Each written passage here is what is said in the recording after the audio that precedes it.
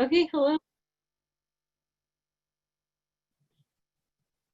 Okay, hello, and welcome to the NYU Returns webinar on accessibility and inclusion. My name is Cheyenne, and I'm a senior at CAS majoring in linguistics. With me today are Lisa Coleman, Senior Vice President of Global Inclusion, Diversity, and Strategic Innovation, and NYU's Chief Diversity Officer, and Robyn Weiss, Senior Director at the Moses Center of Student Accessibility. Lisa and Robyn, thank you so much for joining us. Can you take a moment to describe your offices? Sure. So the NYU is committed to providing equal educational opportunity and participation for all students. So the Moses Center for Student Accessibility works with NYU students in all schools and programs of study, including global, who identify and disclose to us as having a disability. We work with students to determine appropriate and reasonable accommodations and provide services and programs that support equal access to a world-class education.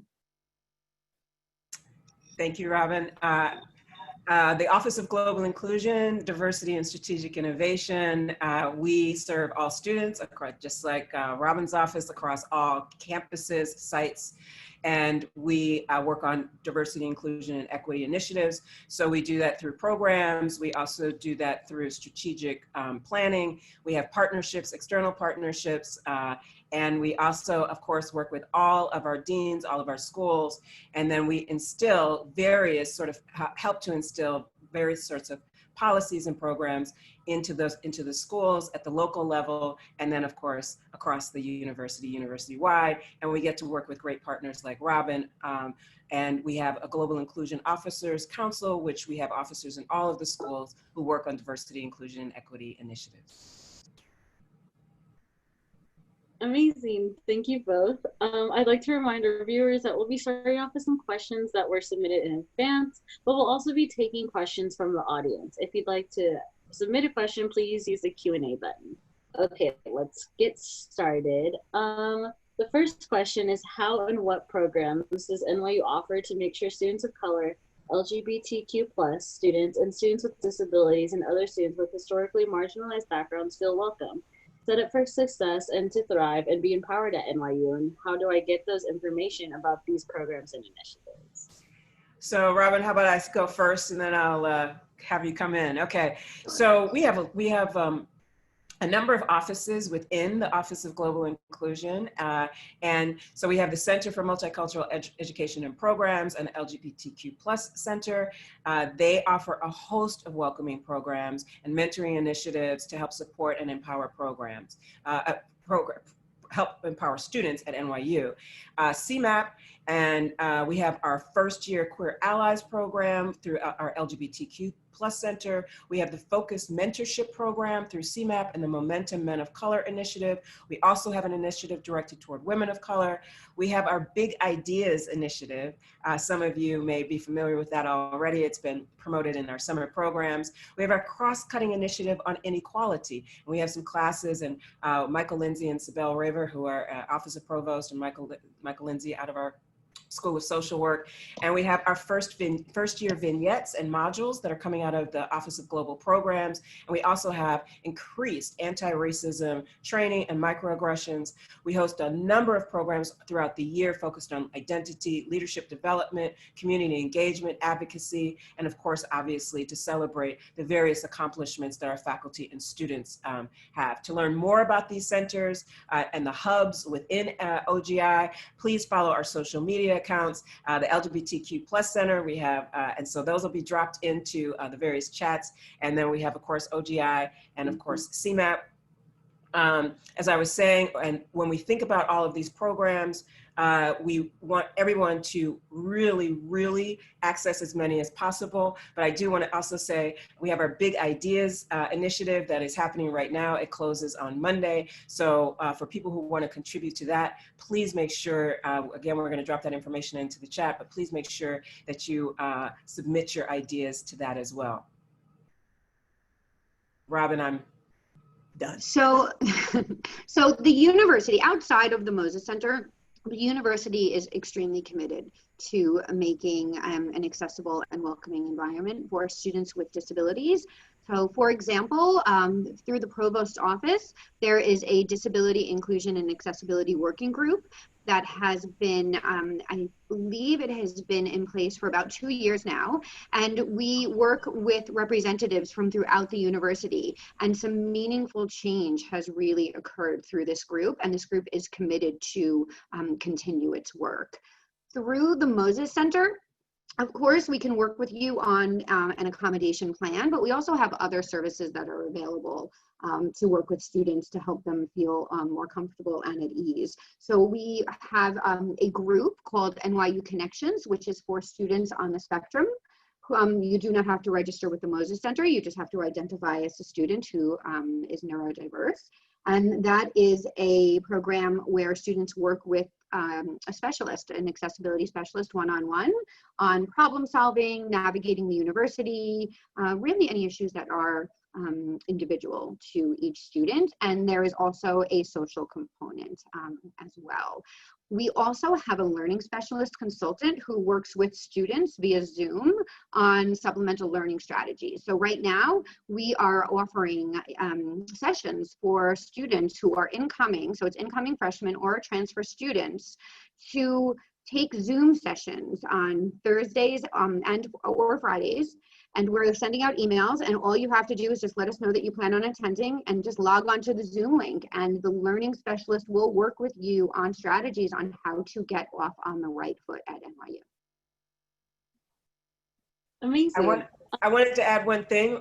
Robyn, as you know, we've also hired Michael John Carley as our Disability Inclusive Culture part-time consultant. And so he will be working with faculty in the classroom to make sure that faculty are well versed and working with our students. And also he's working with our neurodiverse communities, and also on the ADA celebration that we will be doing this year.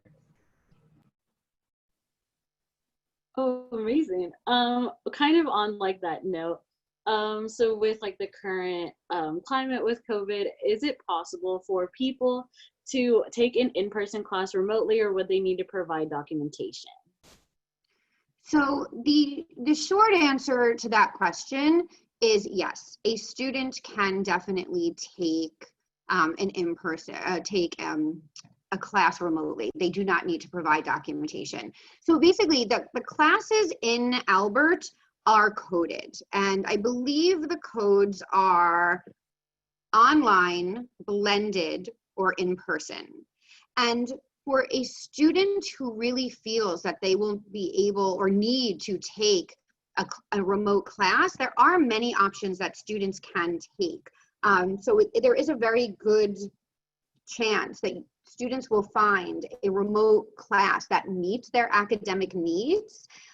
You know, it's recommended that students who feel that they will need to attend class remotely take a remote class. If you do not plan to be on campus, but you do really want to take an in-person class, it's recommended that you reach out to the faculty to see what the options are and if the faculty would be open to that.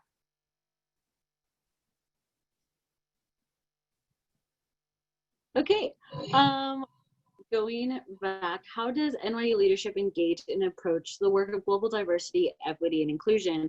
Also, how does NYU define global diversity, and what are they doing to engage students? I think that's for me. So we have a lot of initiatives in this area, actually. And so I would first of all say across all of our schools, to underscore what Robyn has said, we have a deep commitment to this. And so across all of the schools, we have a number of initiatives.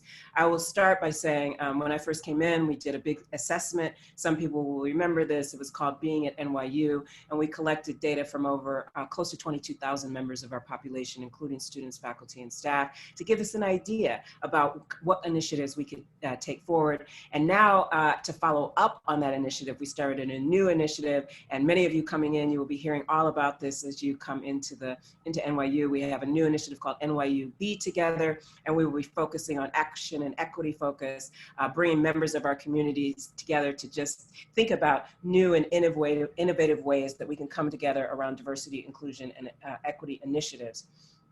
We also have partnerships, leadership trainings. We have something called our Global Inclusive Management Institute. We have a number of, we just sent out a letter from our Office of our Provost and our President. So I mentioned some of this before, but we have our Big Ideas course series this year. Many of you are reading Just Mercy by Brian Stevenson, one of our faculty members in our law school. We will have a number of programs associated with that during the course of the year. We also have 2 courses, one on race and inequality. That's the one that I mentioned with Sibel Raver. And then we have a Black Lives Matter course that will be taught by Deb Willis and Pamela Newkirk. And then we have an NYU Libraries initiative that we're partnering with the libraries on to really think about a university-wide discussion series around text.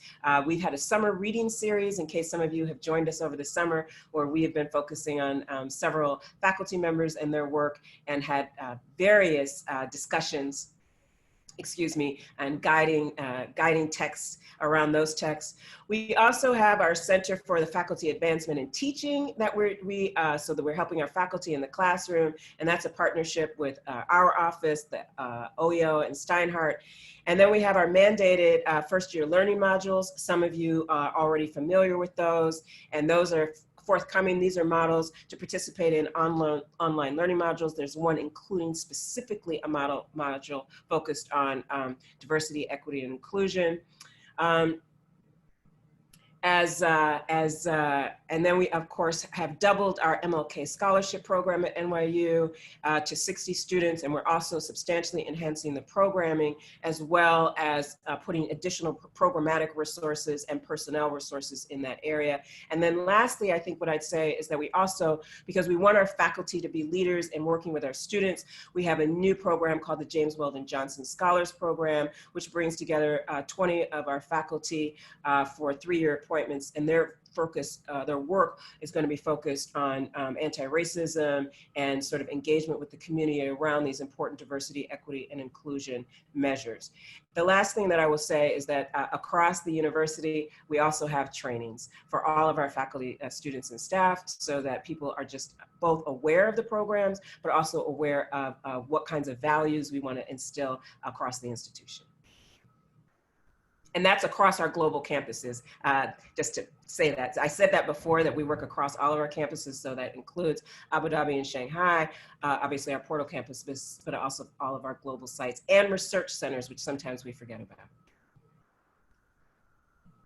Wow, that's a lot of initiative. That sounds really cool. I'll definitely have to check them out. So bouncing back to online classes, can professors record their lectures so students can refer back later? I know for myself, when they recorded it, I definitely referred back, especially when finals are happening. So I'm sure that a lot of students would also appreciate if professors recorded their lectures. So it's actually a good question. The university is recommending to faculty as best practice to record their lectures so that students can refer back later. Students can speak directly to their faculty to make this inquiry, or if they are associated with the Moses Center, they can also refer to their disability specialist, who can also help to facilitate a conversation with the faculty member about recording that lecture. It's important to remember that not all lectures can be recorded. There are certain situations, for example, in social work courses, where people are talking about and sharing very sensitive information. So it might not be appropriate to share or to record that lecture. But in those instances, the student, again, if they're registered with the Moses Center, can refer back to their disability specialist and work on an appropriate, reasonable accommodation to help fill that need. Okay, that sounds great. Within NYC and globally, in the context of COVID and social movements, how is NYU engaging the communities that are most impacted, both internally and externally? Yeah. So first, I'd just like to say that we do have some emergency relief grants that have been put into place for students and for faculty. So I just want to say that for our current students, that we've put those measures into place. The other things that we have a very robust NYU Returns initiative. And so across that NYU Returns, we have what we're calling our sort of work streams. Obviously, one of those work streams is focused on students, student affairs and student success, because obviously that's very important probably most important for our community. And so what we've done from our office is to provide guidelines across all of those work streams. So if you're thinking about things like mask policies and the differential impact of those policies on communities, or if you're thinking about color coding, right, and that some people are colorblind, particularly men. So what we've tried to do is to put all of those things into place so that we're guiding as policies and implementation are being made, so that the communities that are being most impacted are not further impacted by policies that we're putting into place.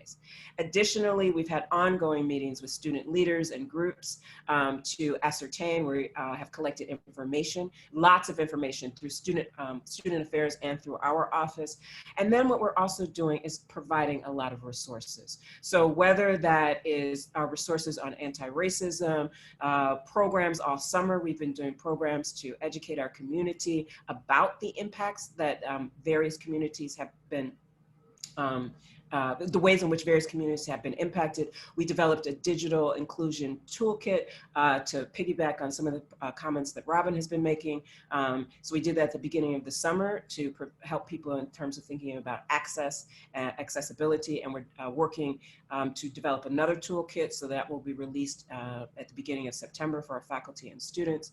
And then, as I said, we have this NYU Summer Reads program, which has really allowed us to focus on some of the most impacted communities. And then we've hosted programs like our Juneteenth program, our Blackness Protest and Racism panel, our program on xenophobia and the impact on people of Asian descent. So at every level, what we've been doing is not just thinking about programs, but also the actions that we can take in terms of, as I said, with the sort of policies, et cetera, and the impact with our community.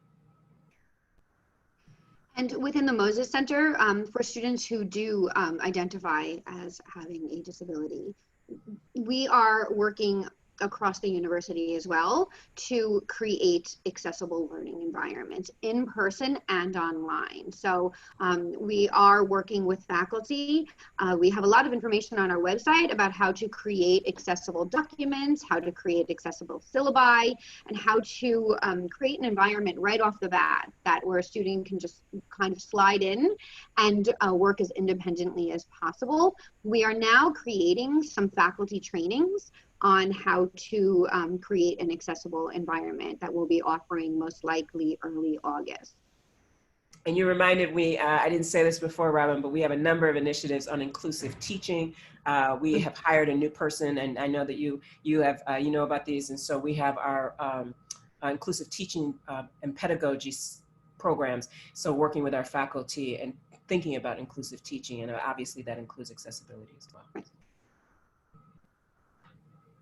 So housing assignments have been going out. So is there still time to apply for housing accommodations? So yes, anyone can still apply for a housing accommodation, but because the stated deadline is passed, a student is not guaranteed to now receive a housing assignment that meets an approved housing accommodation. So any approval that occurs now will be based on availability. There is no deadline to apply right now. However, there will be a priority wait list for all approvals. And housing will keep track of those approvals, and when an assignment does become available, housing will then ask the student if they would like to be reassigned. Okay, I'm an RA, so I know that our events for social engagement for residents will look a little bit different, but what is the social life for students going to look like across social groups? This is an important question, I think, of course, and So we recognize that NYU hosts non-traditional students, and our efforts are meant to be inclusive and representative of our vast and diverse populations, both undergraduate and graduate. So we are encouraging connections with schools and departments. There are a host of clubs and councils that are specifically geared towards various groups, as well as university-wide clubs and organizations. CMAP actually offers offers an opportunity for people to preview some of these. And so, as Robyn was saying this, just like so many things, we have pivoted to also presenting much of this online in the virtual environment. So a lot of our programs will be virtual, obviously in the fall, so people will be able to access. And we know that a lot of our student groups will also be doing that. Whether a student is considered non-traditional because of age or veteran, we try to make sure that they are plugged into the right places. So we've actually, for those students who are veterans, we have increased our work with our Veteran Center. We've also, for those students interested in AI and things like that, we have enhanced our AI and robotics and social clubs around that. So I know those are sort of academic geeky clubs, but I guess I'm an academic, so those are the clubs I think about. But then of course, in terms of thinking about social life, we know that there will be an impact on social life in terms of social gathering. So we're including as much as we can in thinking about the virtual programs. Over the summer, we've had a number of programs, including our LGBTQ+ Center, first online celebration of Pride, which was super, super fun. So we're really experimenting in this space with bringing our students together in all kinds of new and innovative social environments. And I didn't say this before, but part of my office focuses on innovation in this diversity, equity, and inclusion space. So it's actually kind of nice for us to be able to experiment in this way and experiment with new technologies across the area and thinking about accessibility throughout that. The only other thing I guess I should say, I just want to say this, is that, we have this go local. And so whether it's in New York, Abu Dhabi, or Shanghai, we're incorporating the local city also into the student experience. So as much as we can, not only we're doing on-campus events, but we're looking into those cities to make sure that we are coordinating with the city in terms of the events that are being offered, and also, of course, following the guidelines. So finals are a time where every student is definitely more stressed out, but with everything possibly like being online, being remote, being blended, like we're having to be flexible, but how will people receive their testing accommodations if they've requested them? So it's a really good question. We have two testing facilities. One is in Washington Square and one is in Brooklyn, in Tandon. And because of the very high volume amount of exams that we give on any daily basis, we need to close those testing centers for now. Unfortunately, we just can't guarantee with the numbers that it will be a safe environment. So what we're doing is we're working with faculty and we're training them on how to extend the time for exams, 1.5 double time within Zoom. We are also working with them to assist with those proctoring opportunities. The university also secured a virtual proctoring system called Smart Proctor. So we're working with faculty to make sure that they know how to use Smart Proctor and that they're comfortable with it. And of course, we're also partnering and providing virtual proctoring as well to the best of our ability. We are hoping that we will be able to open our testing centers, and that could happen, and if it does, we will make sure that everybody knows, and then we could resume not the same type of service, but a definitely reduced social isolation type of testing administrative service. But for now, we'll be working very closely with faculty to make sure that all students receive their accommodations.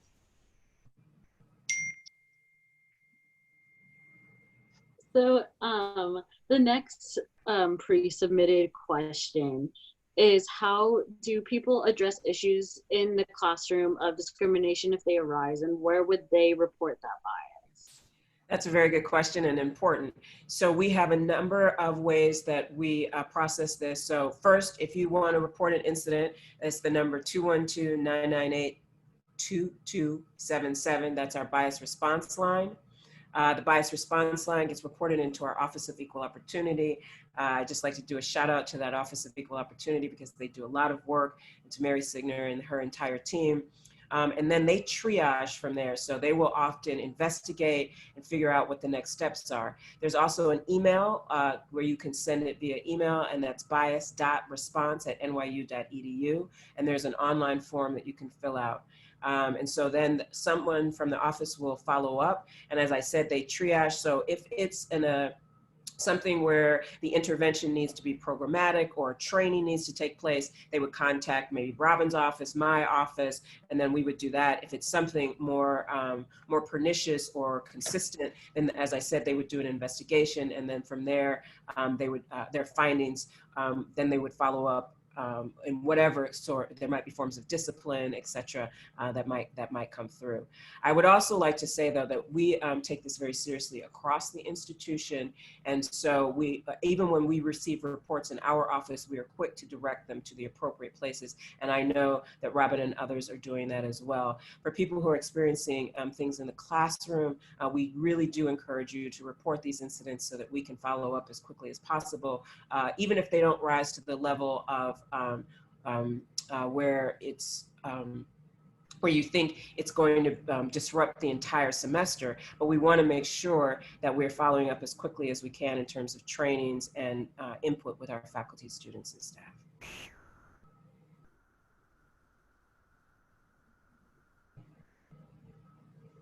So the next question is, can people reach out to the Moses Center for assistance with COVID-related issues?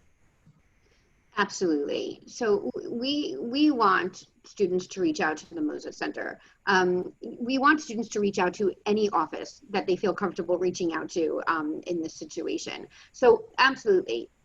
If there's not a disability related issue, we will absolutely still work with you, and we will problem solve and determine what types of services you need or would benefit from. And we network with different offices throughout the university. And so that collaboration allows us to provide an appropriate and easy, quick referral to an office that will provide the type of assistance that you need if it is not assistance from the Moses Center. So yes, please, we do want you to reach out.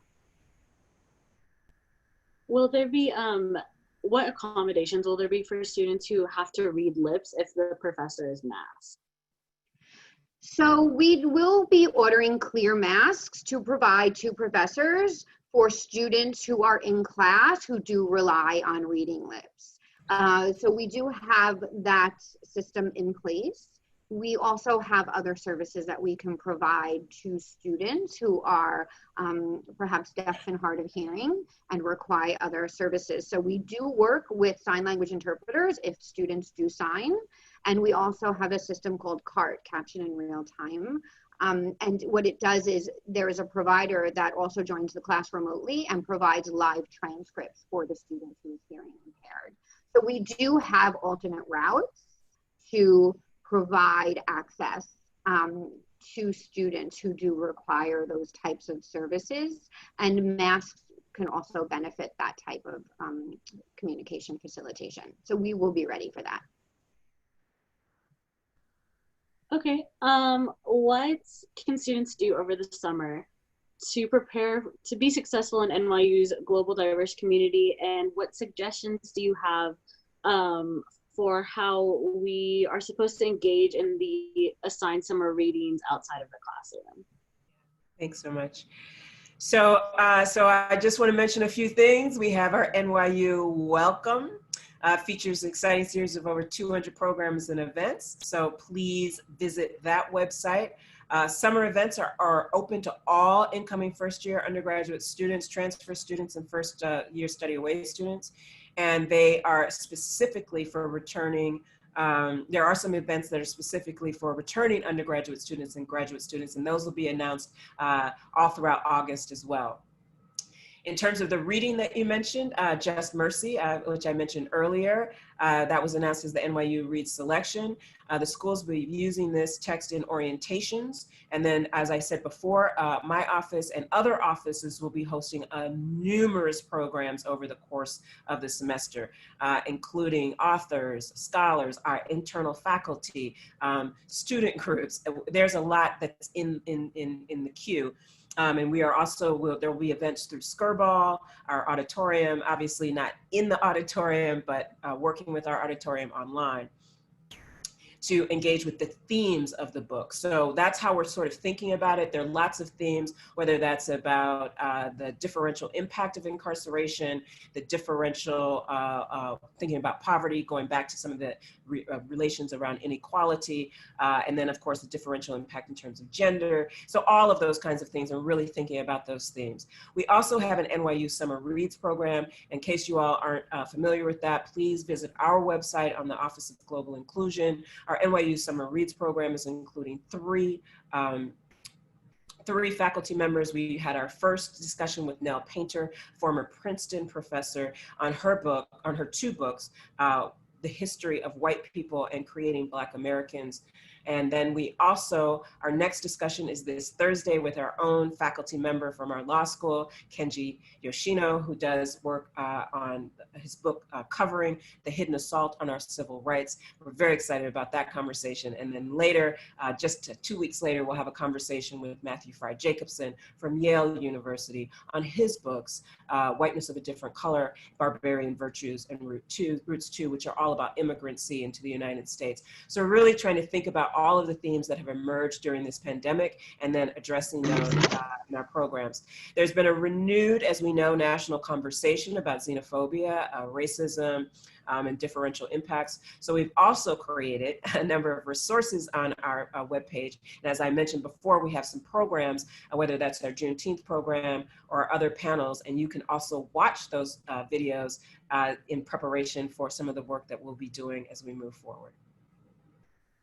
Also, just to remind people, just remind students who are registered with the Moses Center about the learning specialist sessions that are occurring. It's a great opportunity to learn a little bit about the university before you enter, a great opportunity to talk about really what to expect when you enter NYU, how to use your syllabus as a guide to success. So there are really incredible tips that will help you feel like you are coming in a bit more prepared.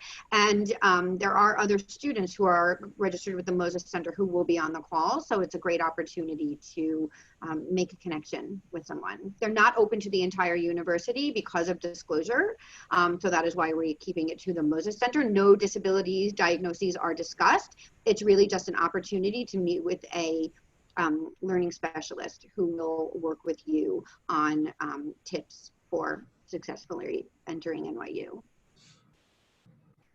So we have a new question. So Lisa, could you please elaborate on the anti-racism module, please? Oh, yes. So we have a number of resources on our page. And so I really hope you will visit those. And then we have some modules that are coming forward. So the modules that are coming forward are not focused on diversity, equity, inclusion, and sort of the values. And that's coming, we're in partnership with the Office of Global Programs. So there are a number of things that are happening. So let me just say what they are. So there are modules that will be for first years. Those modules will focus on health and wellness, diversity, equity, inclusion, and things for you all to consider as you're coming into NYU. Then we have a number of other resources that are also focused on anti-racism and xenophobia. Those include a number of programs, trainings for our faculty, students, and staff. And so people will be getting more information about that as they come in. And we've already been doing those trainings over the summer. I'm just saying for first year students, you will get more information as you come into the university. But again, please visit our website because a lot of that information is available there. If I could also just jump, I see that there was a question where somebody asked a question about what will be available for professors who also rely on lip reading. And I think that the appropriate avenue for that is that professors will reach out to the Office of Equal Opportunity and discuss their needs that they'll have in order to teach their class. So I think that also would really go back to, if it's an in-person class, that would be, I think, a clear mask, a clear situation for clear masks. And also the Office of Equal Opportunity will work with the faculty on any other alternatives that they can come up with to make sure that it's accessible for the students and accessible for the professor. And back to the other question, I just wanted to say, for those students who are interested in participating in developing new resources and tools, please join our Be Together initiative. We are encouraging all students and faculty to help us reimagine, right, all of these different resources. So please also take a look at that initiative as well. And one more thing, sorry, for the learning specialist sessions for incoming students, you need to be registered with the Moses Center, which is happening now. We are having students reach out to us regularly and registering for the fall semester. So if you haven't done so, you should absolutely do so. It's not too early. And once you are registered, you will be receiving the emails with all of the information and the dates. And if you have specific questions about the information from our office, and we are linked to Robyn's office, obviously, but the Office of, please write to us through the Office of Global Inclusion email address, and we will get back to you as soon as possible, and then we can send you links to our resources if you have additional questions or want additional links to other things that we're doing. Yes, and for the Moses Center, you can email mosescsa@nyu.edu, mosescsa@nyu.edu, and you can also feel free to, I'm losing brightness, sorry, it's getting darker. You can also feel free to send the emails to my attention, Robyn Weiss. And they dropped in the chat all of our emails, the Global Inclusion, CMAP, and LGBTQ plus contact information.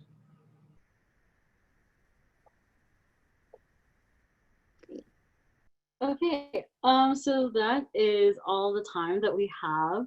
So NYU Returns has planned many more webinars over the next few weeks that will address many of the dining, housing, public health, and student life questions that came during this conversation. A lot of the questions that were asked in the Q&A definitely deal with those topics, and we'll definitely be sure to pass those along for those future webinars. So please refer to the NYU Returns webinar series to keep up to date with all of the latest news being offered. Is there any last words that you two want to say? I guess, Robyn? Good. You go. I guess what I'll say is we are excited to start this new year. We're excited to welcome all of the new students who will be joining our NYU community. You know, I want to underscore again that at NYU, we are really deeply committed to these diversity, inclusion, and equity programs, initiatives, and to accessibility, and to making sure that all of our community members not only feel welcome, but that they're able to thrive. And one of the reasons I joined NYU almost just 2 short years ago was because of this, because I'm very excited about what we can do together. And I also want to say, you know, one of the things that I've been talking a lot about is co-creation and thinking about how we can engage our students in that creation. So please, again, join us in these initiatives, whether that's the Big Ideas Initiative, the Be Together Initiative, the work that Robyn has talked about in terms of joining the disability programs and community, because we want our students to be engaged, but we also want to learn from our students, so how we can serve all of our communities the best that we can, so that we can be the best institution that we can be. And that goes back to that question about global diversity. One of the things that I've said a lot is we learn from our global students, our campuses, and we learn a lot about how we can engage with each other across the world. And as we think about what's happening right now with this pandemic, we need to understand how we can engage with each other better to keep each other well, healthy, and that's part of what we're trying to do here at NYU. So we're looking forward to seeing you very soon. And we realize these are not normal times, and that there are challenges that we will all face. And we just want you to know that we are here for you for those challenges. If you are experiencing an issue and you don't know where to turn, reach out to anyone. Reach out to the Moses Center, reach out to OGI, just so you know that you have a contact, that someone can assist you. We want to make this as seamless as possible. We want you to be successful, and we want you to utilize us so that we can help you do that. Absolutely.